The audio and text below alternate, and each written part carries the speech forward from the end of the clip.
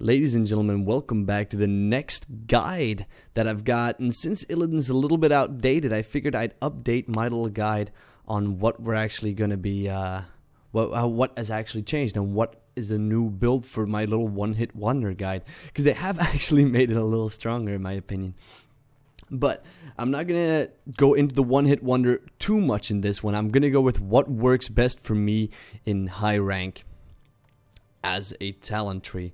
Now let's start out with, I'm just going to go over it real quick and then I'll show you guys how it works in game. So first off, what we're going to do is we're going to go with Shadow Shield because the evasion grants a 62-point shield for 5 seconds. Now that scales the higher level you get and it does become stronger. Some people choose to go a little bit more offensive with Shattered Assault, but this is the one you want to go with. This build is basically going to show you guys the evasion mechanism, allowing you to both use your utility to get out of fights or get back into fights in whichever way you want. So level 1, Shadow Assault.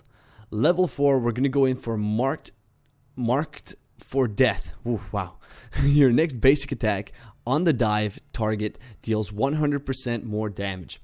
Now I know what you're thinking, if you're going to go for this, why didn't you go with Seasoned Marksman at level 1? On some maps, Seasoned Marksman will be better, but on most you won't have the full opportunity to farm away the entire game, which leads me to stick with my Shadow Evasion Shield. It's basic, it's always going to scale, it's always going to be good. Then, at level 7, Thirsting Blades works as well if you really want to go tanky, but I'm going to stick with my guns and say Marked for Death is my favorite.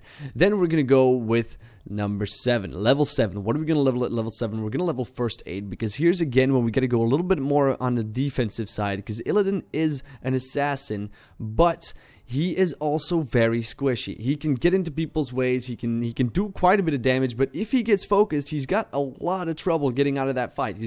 If he gets locked down, he will be dead in like a second. First Aid, if you're going to go with a one-shot wonder guide, of course you want to go with Follow Through, which scales really nicely on Mark of Death, and with the one-shot wonder you want to go Seasoned Marksman as well. But then at level 10, which brings us to level 10, that's what we're going for. Level 10, Metamorphosis or On the Hunt.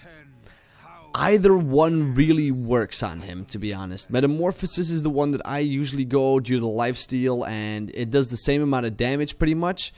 Doesn't give you a stun though. Depending on the CC on my team, let's say they've got a Nazebo, we don't have any CC on our team, I'm gonna take On the Hunt just because I need to know that we need to counter that Nazebo. But Metamorphosis is your bread and butter if you want to go damage with some tankiness, because it's gonna give him that amount of HP, which is really gonna screw over the opposing team. Basically gonna make you a tank for a little bit. Especially with the way you want to build it is you want to use Metamorphosis together with First Aid together with Evasion, which pretty much makes you untargetable, makes you so strong, makes you so tanky nobody can stop you. Basically a regeneration tank.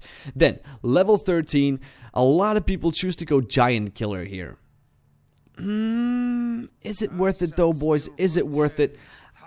In higher rank, Giant Killer, sure, it can break some tanks, it has its merits, but in my opinion, 6th Sense. Take 50% reduced ability damage while evasion is active, which pretty much doesn't allow these AP carries like a Nazebo to burst you down while the ADs are focusing you. So I'm going to go with my Metamorphosis tank build here and go for 6th Sense. For the one-shot wonder thing, I'm always going to take Giant Killer.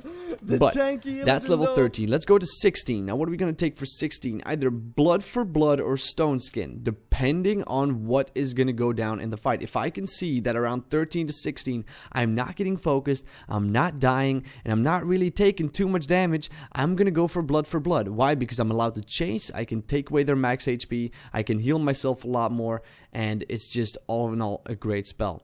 Stone Skin, on the other hand, if I'm getting focused and I'm getting really annoyed, I can ult, use my Stone Skin. So I use Metamorphosis, Stone Skin, together with First Aid, which pretty much is a solid combo for victory. Then, finally, at level 20. Here's where people come in with a lot of different stuff. Some say get Demonic Form because it's permanent and blah blah blah, more attack speed, more and grants reduction of duration, disabling whatever. Global range, that's of course good. Nowhere to hide is very nice.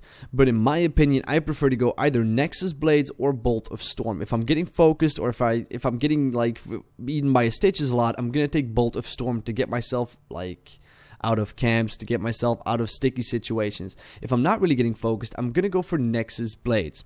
Nexus Blades are really good, especially for chasing. And if you're going to go for the one-shot wonder guide, I really encourage you guys to go with Nexus Blades as well. If you want to go a little bit more into a lifesteal guide, demonic form is the way to go.